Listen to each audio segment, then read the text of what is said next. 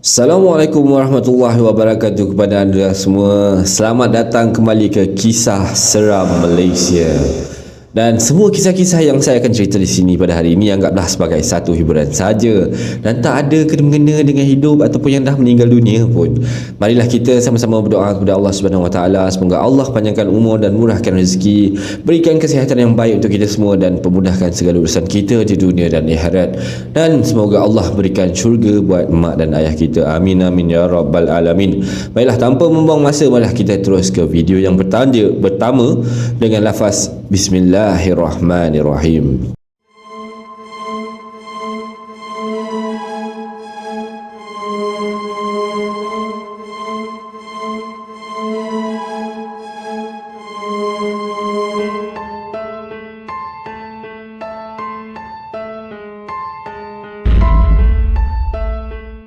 Okey, cerita yang pertama ni cerita terjadi waktu dia pergi vacation dekat Cameron Highland. Jadi tanpa membuang masa, mari kita mulakan. Dan kisahnya bermula bila kami sekeluarga membuat plan untuk short getaway sebab terlalu sibuk bekerja pada bulan tersebut. Disebabkan saya ni seorang yang sangat sukakan suasana sejuk dan dingin samalah. Destinasi yang kami pilih untuk short getaway ni adalah Cameron Highland, dan kami gerak ke Cameron Highland dari Kuala Lumpur selepas habis kerja. Dan tidak terlupa short getaway ni masuk dia bawa sekali mak mertua dia, bapak mertua dia, adik lelaki dan adik perempuan. Jadi kami semua ni bergerak daripada Kuala Lumpur pukul 6.30 petang selepas mengisi perut, dan sebelum bergerak tu kita dah siap-siap semua, hisap makan semua, isi minyak semua kan. Jadi husband dia ni membuat anggaran masa ketibaan kami di Ringlet adalah sekitar pukul 10 malam. Tapi seperti yang kita semua ketahui, warga Malaysia, Kuala Lumpur memang terkenal dengan jam yang akan ambil masa sekurang-kurangnya 30 minit untuk setiap 5 km. Untuk pergerakan 50 km untuk 5 km 30 minit guys. Jadinya kami tersadai dekat R&I Sungai Buloh disebabkan waktu puncak dan kemalangan yang berlaku di atas jalan raya waktu itulah. So daripada pukul 10 malam, masa ketibaan kami di Cameron Highland menjadi pukul 12 malam. So dah dah memang lewat sangat lah. Jadi sepanjang perjalanan tersebut semua dah tak sabar-sabar untuk merasa kedinginan Cameron Highland yang boleh bergetar lutut, kata dia. Jadi setibanya di R&R Tanjung Malim, adik lelaki saya berasa lapar dan kereta pula memerlukan minyak. Jadi sementara menunggu Mr. Husband mengisi minyak, adik saya pun mengambil kesempatan tersebut untuk membeli Spicy Mac Deluxe. Ini iklan untuk McDonald untuk kami sekeluarga. Jadi sebelum gerak, father-in-law suruh confirmkan balik booking bilik tu lah. Maksudnya check balik betul ke dah booking ke, jangan sampai sana kan tak ada bilik, jahanam nak tidur kat mana kan. Jadi untuk pengetahuan, saya booking apartment untuk penginapan 3 hari 2 malam dekat Berincang. Macam tahu je kat mana ni kan, melalui WhatsApp. Saya dapat kontak ni pun daripada satu grup di Facebook, kata dia. Jadi saya pun terus WhatsApp pemilik apartmen ni untuk memberitahu masa ketibaan kami, estimate time arrival kami sekeluarga. Disebabkan masa ketibaan kami agak lambat, jadi pemilik apartmen ni pun suruh kami semua ni mendapatkan kunci di dalam satu peti surat, dan pemilik ada hantar satu lagi mesej yang menunjukkan maksudnya rules and regulation, yang apa yang boleh buat dan apa yang tak boleh buat sewaktu kita berada dekat dalam dia punya premis dia lah. Tak sempat nak buka mesej tersebut, signal bar menunjukkan no service pada handphone saya. Jadi tak boleh nak buka mesej tu lah, dia loading macam tu kan. Jadi sepanjang perjalanan dari Tapah ke Ringlet ni, persekitarannya pun agak suram disebabkan baru lepas hujan renyai-renyai. Jalan juga kelihatan agak kosong dan selang-selang ada lori sayur lalu lalang. Ini memang biasa. Kalau kita pergi Cameron Highland, memang kita jumpa tak lori sayur, biasa memang lori bunga. Gitulah dia kan. So sepanjang perjalanan, kawasan tersebut adalah kawasan kediaman orang asli. Jadi jika lalu pada waktu siang, kawasan tu memang warga kaum asli akan meniaga akar, ginseng, sabut, anyaman rotan, petai, madu lebah, segala-galanya yang dia orang hasil-hasil hutan lah dia orang jual kat situ kan. Tapi Kalau pada waktu malam pula, dia punya gerai-gerai tu semua kosong, gelap gelita. Dan lupa pula nak beritahu, jalan dari Tapah naik ke Ringlet ni, sumpah gelap gelita. Gelap, memang gelap-gelap sangat lah. Hanya berbekalkan lampu kereta yang kita ada tu je lah, lampu kereta kita je lah. So back to the story. Pada pertengahan jalan lori, ada satu lori sayur yang besar ni, dia nak turun. So jadi ada kereta-kereta yang mana nak naik ni kena hold, kena berhenti dulu lah, kena tunggu dia orang dah lepas dulu baru kita boleh jalan. Jadi sementara tunggu tu, saya terpandang satu susuk hitam yang tak ada rupa duduk bersila dekat atas beranda yang tempat yang orang asli gunakan. Kalau korang pernah pergi ke Cameron Highland, korang akan nampak lah betul-betul dia tempat macam buluh, dia orang orang asli berniaga kat atas tu biasanya kan. So dia nampak ada something kat situ warna hitam. Jadi tak ada rupa, tapi dia duduk tercongok macam tu lah. Jadi saya memang tak berani nak sebut apa-apa. Tiba-tiba suami pegang tangan saya dan senyum. Tapi ini adalah benda yang biasa normal. Suami dia selalu buat pada dia macam tu lah, memang selalu pegang tangan dia waktu tengah drive kan. Jadi benda ni dia selalu buat. Jadi so saya tak ingat, saya tak rasa yang dia perasan apa benda yang saya nampak tu lah. Jadi perjalanan pun disambung sampai kami tiba di Ringlet sekitar pukul 11.30 malam. Dan selepas masuk bandar Ringlet, suasana menjadi dingin dan jalan dipenuhi dengan street light lah, lampu-lampu tepi-tepi jalan. Mungkin cantik lah tempatnya kan. Jadi semuanya tidak sabar untuk sampai di Berincang, dan adik saya dan father-in-law, mother-in-law semua dah happy gila ni, sebab dah rasa sejuk, dah rasa angin dia kan. Memang layan babe, kalau buka tingkap kan time tu memang best. Jadi kami tiba kat Berincang sekitar pukul 12 macam tu lah kan, 12 malam. Dan mungkin disebabkan layan angin dingin sejuk ni kan, perut kami pun dah mula berbunyi. So suami pun berhentikan kereta dekat kedai Tom Yam, kerana tu sajalah kedai yang ada dekat situ kan. Selesai order makanan, suami pun tiba-tiba tanya, "Bi, awak nampak tak yang waktu kita tunggu lori besar turun tadi, ada sesuatu dekat beranda yang tempat orang niaga tu?" Terbeliak macam saya, sebab dia pun nampak benda tu. Dia siap nampak benda tu turun dari beranda tu dan jalan ke hutan ke belakang lah maksudnya, dan hilang. Jadi waktu tu father-in-law dengan saya punya mother-in-law ni terus pujuk kami dan mengatakan itu pun ciptaan Tuhan juga, tak payahlah kecoh-kecoh sangat kan. Jadi itu benda biasa kat sini, kata dia. Jadi cerita ni belum klimaks lagi cerita yang menggerunkan baru je nak terjadi. Jadi selepas makan, kita orang pun gerak ke apartmen yang sudah siap kami booking tu lah. Owner tersebut hanya meminta bayaran untuk semalam saja, dan untuk malam kedua bayaran hanya perlu dibuat pada petang hari kedua lah maksudnya. Jadi agak pelik kan, tapi kami pun rasa okey je lah, tak apalah, ikut you lah kan. Owner dah kata gitu, kita on je. Jadi owner dah siap bagi location dan hanya 3 minit daripada tempat yang kita orang tengah makan tu. Jadi suami pun masuk ke parking, dan tempat tu memang sunyi dan gelap. Tempat parking dia lah, dia punya tu. Parking ada 3 tingkat, dan kami park dekat tingkat 2. Dan kereta kat dalam parking yang besar tu hanya ada 3 biji je. Itulah. Jadi kami waktu tu masih berfikiran positif kan. Orang kata husnuzon kan. Saya turun dan suruh suami parking dekat ujung. So senang nak masuk lift dengan banyak-banyak beg ni kan. Jadi parking ujung, buka kereta, buka bonet, terus angkat beg, masuk dalam lift je, kata dia. Jadi so senang masuk beg banyak-banyak ni. Sementara tunggu suami parking, saya sandar pada penghadang batu yang disusun kat belakang tu, sambil pegang pada rantai besi yang diikat pada penghadang batu tu. Jadi beg semua dah diangkat, dah digalas. Kami ramai-ramai pun masuk dalam lift dan menekan butang pada tingkat 10, sebab bilik kami kat tingkat 10 waktu tu kan. Okay, jadi kami pun naik lift, dah masuk dalam lift tu kan, tekan tingkat 10, jalan ting. Okay, pintu lift pun terbuka, dan koridor tingkat 10 tu serius, gelap dan suram. Jadi macam dah lama tak maintain tau, macam tak ada orang jaga, macam tu lah. Jadi tapi kami semua ni masih berfikiran baik. Kami pun mencarilah mana bilik kami ni kan.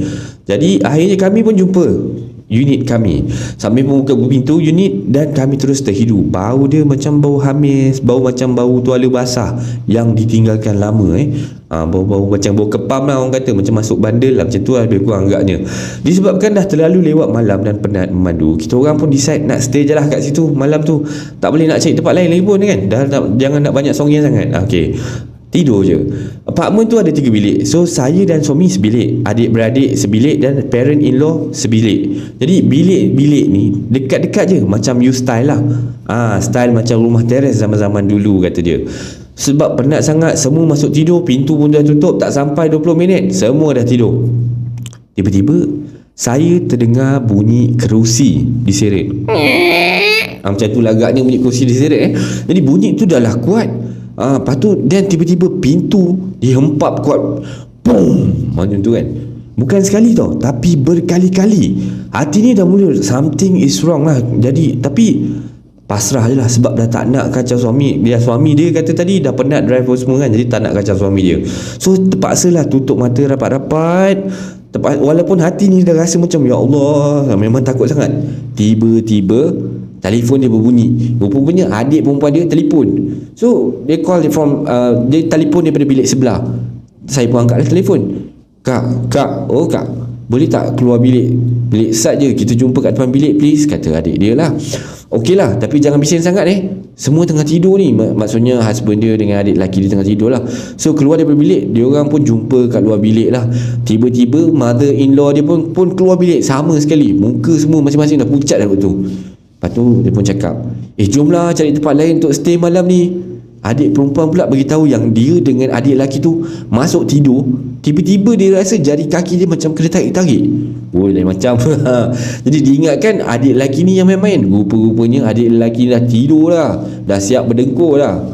Father-in-law pun keluar bilik dan suruh keluar daripada apartmen ni juga, sebab cari hotel lain, sebab rasa tak selamat.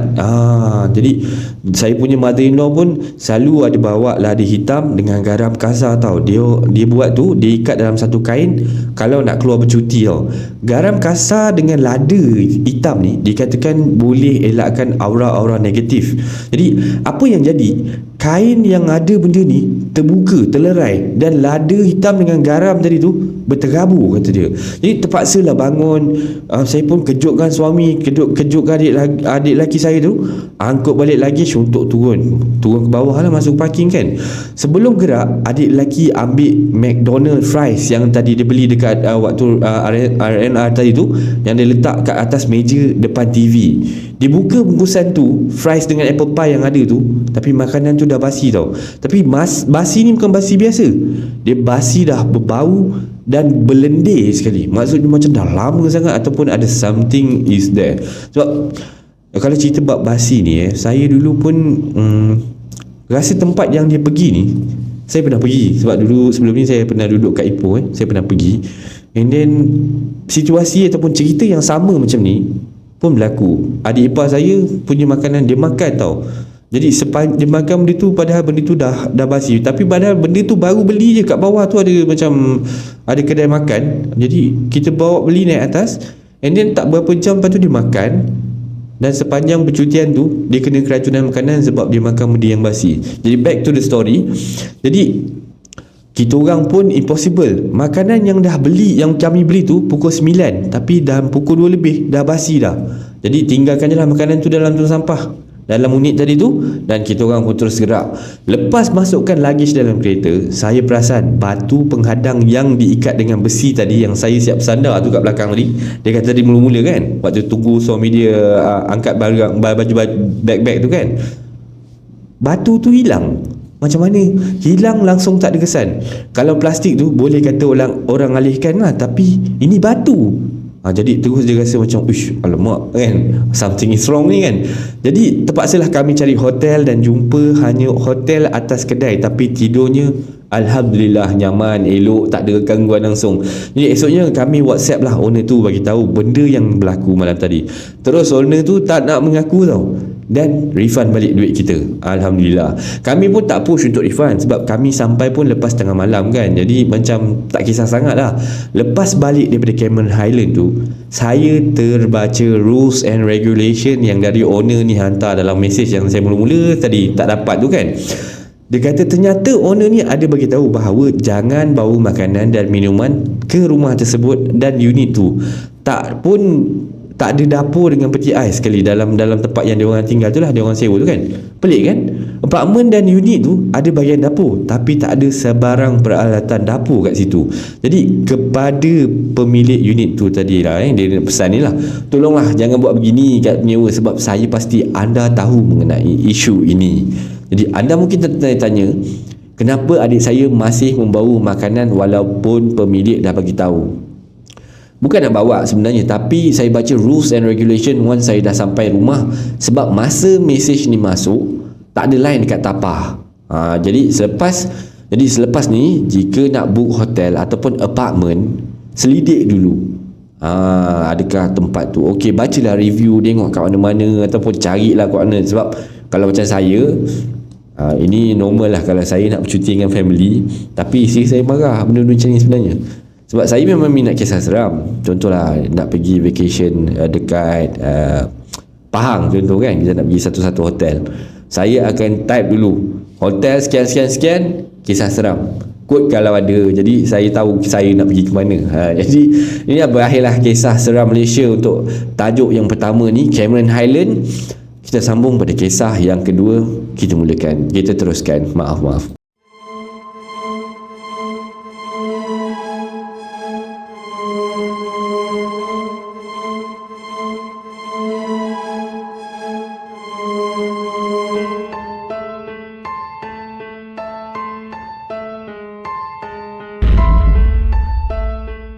Baiklah, untuk kisah yang kedua ni, tajuk dia orang kata cerita ni berlaku dekat Bakri, Parit Sulong, Johor. Okey, kita mulakan. Jauh di sebuah desa di selatan tanah air terdapat sebuah laluan jalan yang menghubungkan Bakri, Parit Sulong, Johor. Laluan yang begitu sinonim buat pengguna jalan raya di negeri asalnya, kelab bola sepak terkenal tanah air Johor Darul Takzim. Kita daripada Johor ni proud to be Johorian. Itu bukanlah laluan yang asing buat Azmi ataupun Jimmy, dan beliau ingin pulang ke kampung halaman selesai bertugas di Melaka. Jadi Jimmy ni dia seorang yang dia bekerja dekat Melaka. Dia punya kampung dekat mungkin dekat Muar lah ni, Parit Sulong kata dia. Jadi seringkali tidak mengedahkan nasihat daripada ibunya untuk elak laluan tersebut pada waktu malam. Kepulangan beliau kali ini sedikit berbeza. Mana tidaknya selepas isyak sebentar tadi, beliau telah dikabarkan dengan pemergian datuk kesayangannya di rumah. Dia pun tak peduli tentang tugasan dia dekat pejabat. Dia pun nekat malam tu mesti nak pulang juga, walaupun waktu tu jam dah pukul 12 malam. Kalau nak balik terus, jangan nak nyingan-nyingan mana-mana. Bukan apa, mana tahu ada orang nak rompak ke, kau tu seorang. Seraya tu, itu adalah pesan daripada mak dia dalam dialek campuran Jawa bahasa Melayunya. Jadi saya tak pandai nak buat dialek Jawa-Jawa sangat kan. Boleh saya cubalah. Mak tak payah risau, tak Jawa juga. Mak tak payah risau, selesaikan urusan jenazah dulu, tahulah Jimmy nanti, kata dia kan. Selesai daripada panggilan telefon tu, Azmi ni terus start motosikal kesayangan dia, Y Suku, yang dibeli dengan hasil titik peluh bekerja sebagai perancang bandar. Berdentum bunyi exhaust, bunyi dia lah kan, exhaust mungkin dah modified dah tu kan. Jadi dia pun pram macam tu lah kata dia. Jadi ini macam bising baru tak sangap atas motor, kata Azmi. Jadi mencut dalam membelah keheningan malam tu di lebuh raya AMJ, ternyata bukan hantu atau jemalang yang Azmi takutkan, yalah dengan motor macam tu kan, tapi kelibat penguasa jalanan yang boleh bertindak menyaman dia. Itu yang ditakutnya. Jadi kerana pelbagai kesalahan yang beliau sedang lakukan seperti memecut laju, modifikasi yang macam-macam ke motosikal, jadi dalam beliau keseorangan tu, beliau teringat kembali akan datuk dia yang baru dapat terima, yang kita dengar dapat info yang datuk dia baru meninggal tu kan. Jadi datuk dia ni orangnya kasar, namun hanya pada Azmi beliau banyak berlembut hati, dan ibu bapanya sendiri pun tidak tahan kadang-kadang dengan perangai datuknya yang sering kali mengeluarkan kata-kata pedis dan menghiris hati dan kalbu dan nurani, kata dia. Beliau tahu datuknya tu bukan orang yang tidak baik, tapi belaan ataupun ilmunya tu yang membuatkan orang tu jadi riak dan takbur. Ya, benda ni saya tahu. Saya pun rasanya macam tapi tak nak cerita lah. Okay? Back to the story. Okay, orang dah tak ada, buat apa nak fikir-fikir lagi, kata dia. So dalam keadaan sedang memecut dengan exhaust Yoshimura kan, beliau disapa dengan kenderaan yang sedang memecut sama laju tidak jauh di hadapan beliau. Jikalau waktu siang hari, kebarangkalian motosikal tersebut, mungkinlah Azmi ni dia buat lantak kan lah. Jadi sebab waktu tu malam, dengan motor dia yang dah modified tu, dia terpesona dengan kelajuan motosikal yang lagi satu dia nampak tu lah. Jadi dia pun cubalah nak kejar cocok angin kan. Dia terus memucut dan bertindak mengejar motosikal yang dia nampak tadi. Tapi yang peliknya, motosikal yang mula-mula laju tadi tu kini beransur-ansur perlahan. Maksudnya dia makin perlahan menghampiri motosikal dia di hadapan. Maksudnya dia dah dekat, makin dekat lah. Tiba-tiba Azmi tu tergamam tau. Sebab dia tengok nombor plate motosikal yang kat depan ni dengan nombor plate motor dia tu sama nombor. Motor sama, warna sama, nombor plate pun sama baik. Jadi dia punya modified pun sama. Pendek kata semua sama lah. Azmi pun dia lepaskan throttle, perlahankan. Dia pun cuba perlahankan lah. Dalam hati, alamak, dah kena dah aku malam ni, kata dia kan. Jadi demikianlah kata yang terpacul daripada mulut Azmi lah. Dia pun menegur benda tu kan, yang benda yang pelik berlaku kat depan dia waktu tu. So dia pun nekat nak sampai kampung malam tu secepat mungkin. Dia pun perah habis-habis lah kan, membangkitkan kuasa 160cc tu ke tahap yang maksimum, full throttle lah tu rasanya. Jadi menghampiri jelmaan motosikal beliau sendiri, Azmi bertindak memecut sebelum memotong motosikal itu yang tidak kelihatan wajah penunggangnya, dan mempersetan lah apa yang dia nak tengok, apa yang dia nak tengok, nak kacau ke apa benda kan. Lantak, kata Azmi.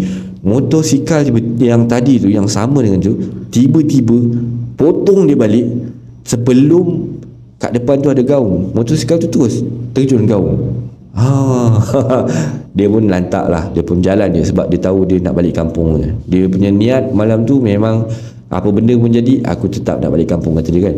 Kalau kat MJ aku dah kena, dekat Bakri nanti macam mana pula dalam hati Azmi ni. Sebab dekat Bakri ni orang kata lagi seram baik. Menghela nafas tak terkala menyusuri Bandar Muar. Gangguan bermula apabila beliau melepasi balai polis Bakri dan ditahan dalam sekatan jalanan. Pegawai bertugas pun bertindak yang bertugas kat itu pun tegurlah budak Jimmy ni. Berani kau lalu sini malam-malam naik motor, kata dia. Kalau aku relax dulu kot kat balai, lepas subuh nanti baru gerak, kata polis tu lah. Tak apa bang, saya nak cepat ni, ada urusan orang meninggal, kata Azmi pada pegawai polis tadi. Jadi jangan kata aku tak beritahu. Pesan saya satu je, kau bawa motor hati-hati, jangan bawa cara bahaya, paling penting jangan mati. Biar betul polis cakap macam tu. Kang awak susahkan saya pula nak handle kes rempit ni, kata polis tu. Saya tak tahulah betul tak betul ayat ni kan, tapi macam agak kurang asam juga polis cakap macam tu. Jadi tidak terkesan dengan kata-kata pegawai tu, Azmi pun terus meninggalkan sekatan jalan raya tersebut dan terus dengan satu tekad agar tidak sampai lambat ke destinasi. Jadi sambil melayan perasaan dan menghisap rokok Winston Light beliau, Azmi mula dibayangi kisah-kisah seram yang pernah dialami rakan sekampungnya. Ketika menerusi jalan Bakri Pait Sulong tu, ada yang menceritakan bahawa kawasan perkuburan di sekeliling itu keras. Tak kat situ, kat mana-mana pun sama kan. Keras sebab batu semua, mana ada jalan tanah lagi kat situ. Ada yang berkongsi bahawa jika tidak berhati-hati, ada yang akan menumpang.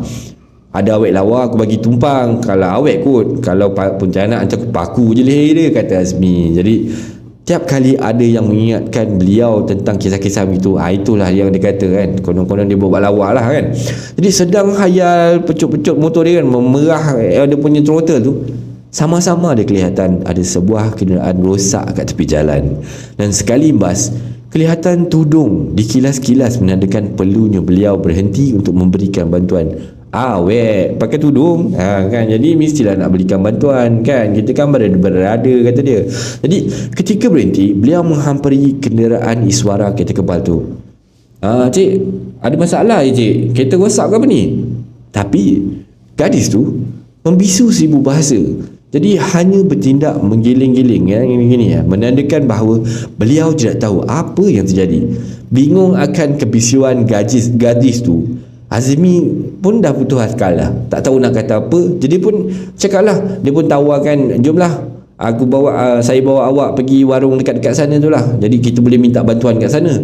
Jadi berdua-duaan dengan gadis tu, Azmi pun memulakan perjalanan beliau dengan membawa gadis tu. Dengan tindakan selanjutnya, biarlah orang-orang dekat warung tu try tolong ke macam mana, sebab Azmi pun kan pandai sangat nak repair kereta kan. Jadi motosikal yang di awalnya memecut laju, kini berasa berat dengan adanya dua penunggang dan pembonceng kan. Jadinya dia dah berdua tadi dengan awet yang kat kereta rosak tu kan. Jadi bau wangi mula menerpa hidung Azmi. Tiba-tiba bau wangi yang tengah bawa. Dia pun tak nak toleh belakang. Lebih-lebih lagi dengan pembonceng yang diam seribu bahasa daripada tadi. Pergerakan tangan gadis tu berkenaan kini bertindak tiba-tiba memeluk, merangkul Azmi dengan kuat katanya. Barangkali takut dengan aktiviti-aktiviti yang sedang mereka alami ni lah ya. Sebab dia orang lalu kat tempat yang agak menakutkan. Azmi rasa mungkin awak ni peluk aku sebab dia rasa takut kot. Dan tiba-tiba dia pun dengar, Abang takut, kata dia. Apa nak takut-takut, belum pernah ada orang dalam Malaysia ni mati kena cekik hantu, kata dia. Dia berani betul. Tapi diganggu selalu kan bang.